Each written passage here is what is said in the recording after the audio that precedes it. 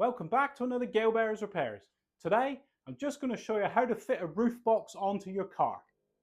Right, let's get on with it.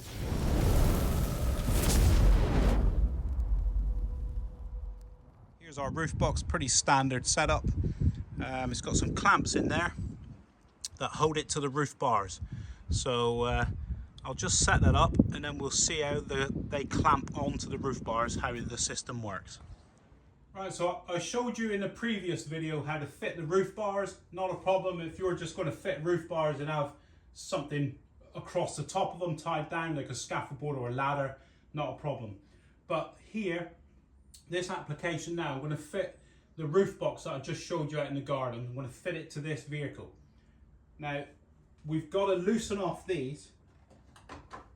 We have to loosen off all four brackets because when we put the roof box on, it's got holes in it for the brackets to line up. Now the spacing is different for different cars, so the box is like, say for instance there's a meter between there and there for the holes on the box. So you've got to put the box on and then slide these to align the hose. So I'll slacken these off and then we'll lift the box on.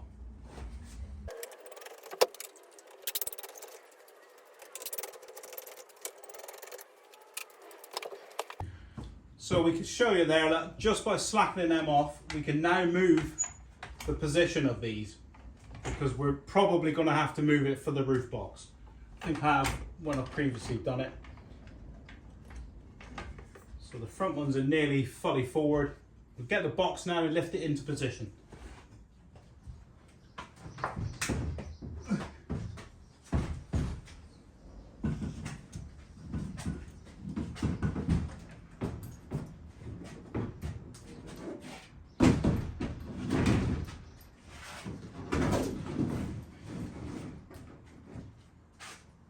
Right, so got him up into place. I will show you what I mean about the hole positioning. Now I'll bring you in closer and we'll get positioning of the roof bars.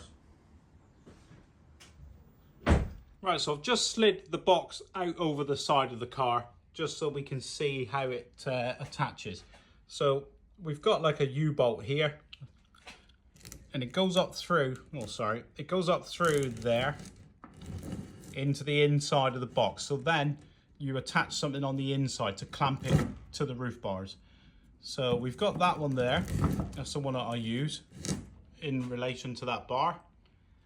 And then on the rear, you've got another assembly, but this one, it does on this particular box, gives you adjustability. So you put it up like, and you can slide it. It's on a track, but not all roof boxes are like this. So this box does allow for that.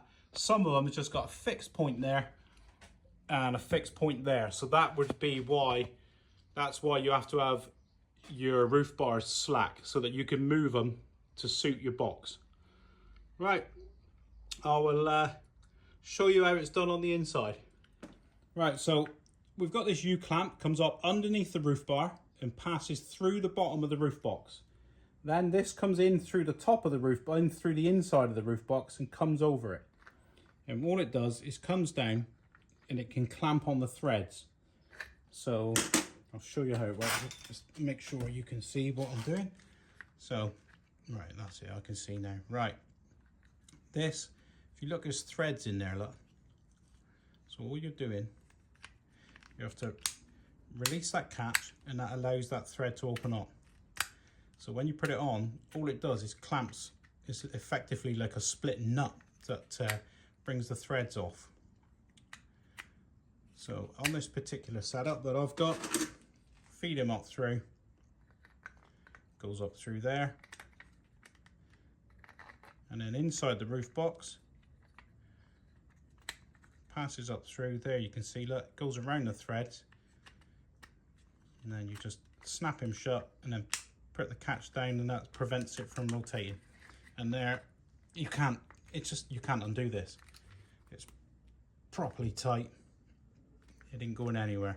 So to release it when you want to take a roof box off, pop that catch up, open him up, slide him out. We put up the bracket underneath through the hose, So that goes up under there, look, in order for it to clamp onto the roof bar. And then we put that one on top and just turn it and snap a little tab down. And that is it. You push it up, make sure it's fully down. And there it is, look, nice and tight. Nice and tight on the roof bar. I've still got this loose. May tighten up the front ones. So that's that one on, and that one. Still got the other two to do on the other side, but we can get to them in a minute. So that one, and secured there. So now we got our distance, we can actually clamp down our roof bars. I'm going to put that one there first, do him up tight, and then I'll do up the rears. Do up the rears.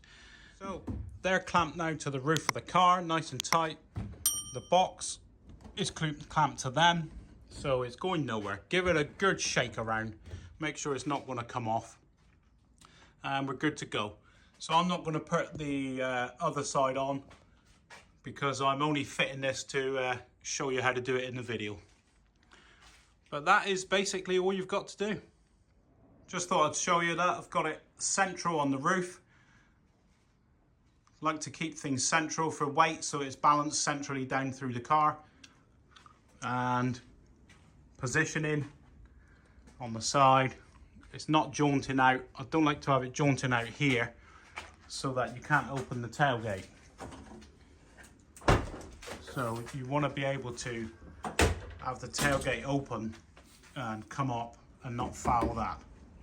So I tend to, on this car, I'll keep the roof box this side of the aerial, the radio antenna, and then I don't have any troubles with the hatch. That's the roof box fitted to the roof bars. Quite a basic task. Get your positioning of your bars on your car, leave them loose so that you can adjust it if you haven't got adjustable roof box, if you've got fixed positions, and then just put it down and clamp. You may have old school where that clamp that comes up through with the threads, you may have a nut and bolt, or you may have a nut on there. So you may just put them up through and screw a nut down on each one of those rather than that like fancy clamping mechanism that I've got. So that's it, basic. Go off and enjoy your holidays. I'll put a link up to a video of here to how to fit the roof bars onto the roof rails. That should appear here now. And if you found this video has been useful and it's been informative, could you please like, subscribe and share, and I'll see you next time.